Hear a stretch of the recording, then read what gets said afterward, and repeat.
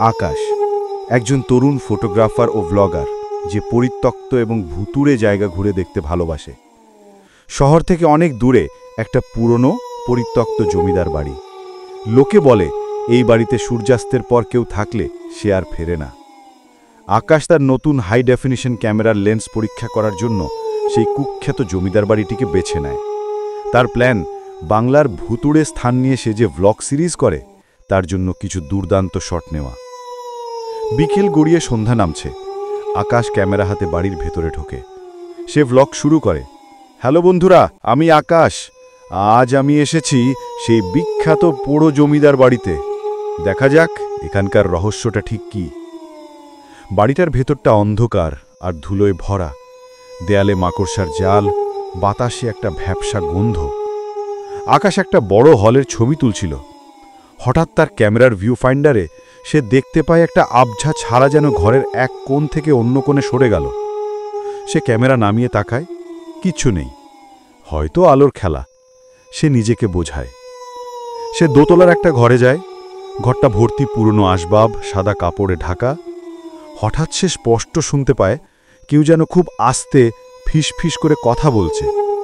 সে camera তাক করে, কিন্তু মাইক্রোফোন কোনো শব্দ ধরতে পারে না।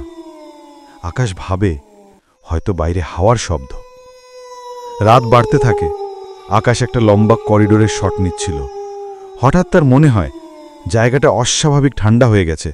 তার নিঃশ্বাস থেকে ধোঁয়া বেরোচ্ছে। সে তার ক্যামেরার থার্মাল সেন্সর চেক করে। তাপমাত্রা দেখাচ্ছে -2 ডিগ্রি সেলসিয়াস, অথচ এটা গরমের রাত। হরর। আকাশ ভয় পেতে শুরু করে। সে ঠিক করে আজকের মতো যথেষ্ট হয়েছে, এবার ফেরা দরকার। সে মূল সিঁড়ির দিকে এগোয়। হঠাৎ তার ক্যামেরাটা নিজে থেকেই চালু হয়ে যায় এবং ফোকাস করে সিঁড়ির ওপরের অন্ধকারের দিকে। এটা কি হচ্ছে? আকাশ ক্যামেরাটা বন্ধ করার চেষ্টা করে, কিন্তু বোতাম কাজ করে না। ক্যামেরার স্ক্রিনে সে দেখে সিঁড়ির ওপরের অন্ধকার থেকে দুটো লাল চোখ জ্বলজ্বল করছে।